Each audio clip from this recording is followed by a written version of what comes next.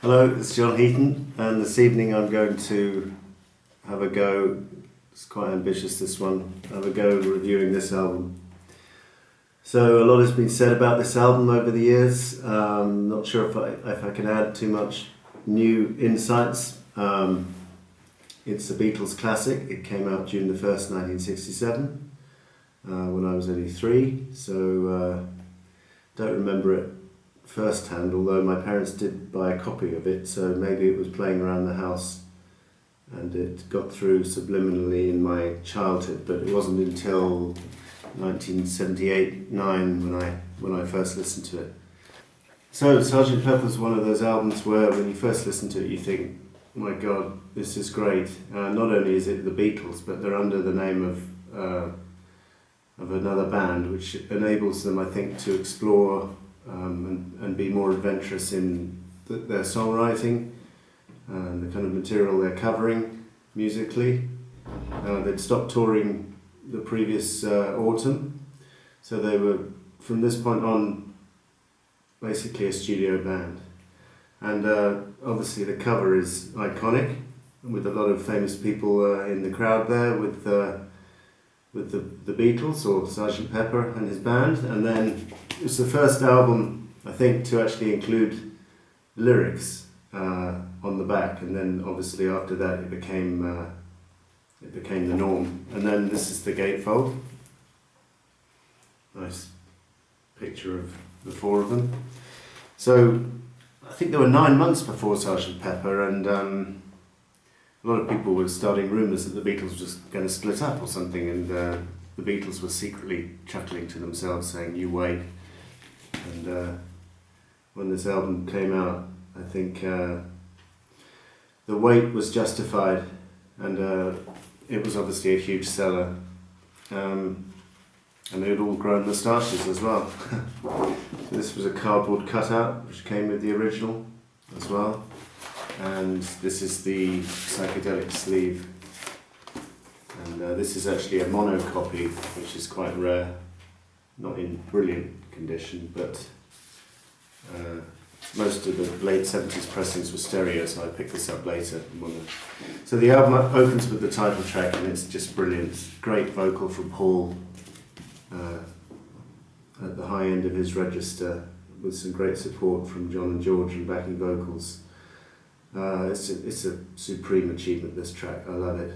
And that leads into With a Little Help from My Friends, which Ringo sings. It's written primarily by Paul, I think, with a bit of help from John. But really nice vocal from Ringo and great bass playing from Paul.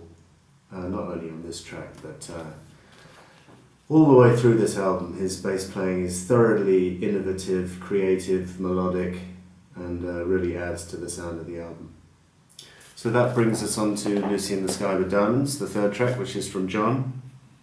And quite a few people at the time said, well, the first letters of Lucy in the Sky with Diamonds spell out LSD, so that must mean something. But John always claimed that it was a picture that his son Julian brought home from school of a friend of his called Lucy in the Sky with Diamonds. So I'll let you make up your own mind about that. So Lucy in the Sky, very strong song. Again, very strong musicianship, great bass from Paul, great harmony vocal from Paul in the chorus. In 1980, John, in an interview, said he didn't like the sound of this song. In fact, he didn't like the sound of any of his songs. He wished he could re-record all of them, which is a little bit ridiculous. He could be very hypercritical of not only others, but of himself as well. I think he went over the top in that interview, because George Martin's production on this album all the way through is second to none. I think it's a brilliant job, and breathes life into every song. Getting Better is from Paul, which is next. Maybe not his strongest song ever, but the sound he gets is brilliant again. Nice guitar from George. And this leads into Fixing a Hole, which is probably a stronger song. Very nice melody, great sort of psychedelic words, great octave leaping bass line. Love It to Bits. She's Leaving Home is admittedly a tearjerker, but a young teenage girl who leaves home, and it's very sad, but brilliant background vocals from John, brilliant tune from Paul, and George Martin was not around to do the strings for this track, so Paul invited someone else to do it at short notice, and this apparently upset George Martin, but forget the guy who came in to do it, but he does a brilliant job. Mr. Kite is next from John, and he took the words from a fairground poster which he found from the 19th century. Very, very nice, very amusing song, and again, George Martin's production, superb. The fairground effects he gets and the circus and stuff. And then side 2 opens with George's track, Within You Without You. Now, it took me years to appreciate this track. I used to pretty much dislike it. But as I got older, I appreciated the words behind it. It's a very good philosophical message. And whilst it does bring the album to a bit of a standstill after side 1, it's a bit of a strange opener for side 2. It's quite long. But it's a good tune, and it's, as I say, very strong lyrically. And George was to do far worse songs than this, for sure. And then rather amusingly, this leads into When I'm 64 from Paul, which is a completely different mood. And this is one of the early songs that Paul wrote when he was, I think it was when he was about 15 or something. He used to play it in Hamburg when the amps broke down, and Paul jumped to the piano and played this one. Brilliant little tune, very amusing words, nice backing vocals again from John. I love this track. It's not everyone's cup of tea, but I'll defend it forever and a day. Then we get Lovely Rita from Paul, another classic. Nice amusing words. Lovely Rita, meter maid, which is what he was calling a traffic warden in England, and they became known as meter maids after this song, I think. Great piano bit in the middle.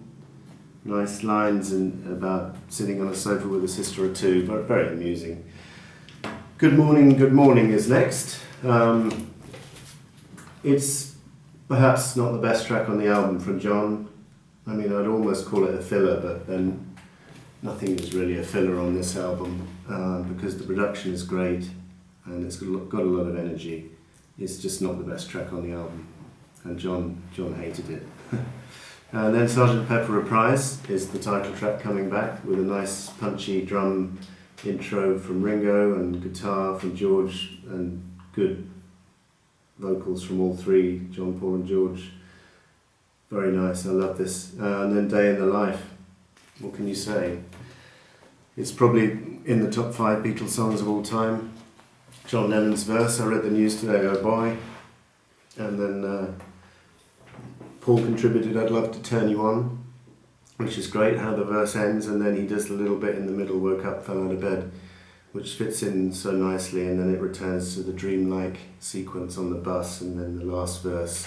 Staggering achievement, lyrically, melodically and production-wise. This song is, if you could give 11 out of 10 to a song, this one would get it. So overall, the album, if you want me to give it a rating, is obviously a 10 out of 10. And perhaps it's not the closest Beatles album to my heart, which is probably Abbey Road or the White Album. I could make a case for this being the best any day. So if you haven't checked it out, do. And if you know it already, I hope I said something of interest. Thank you for watching. See you next time.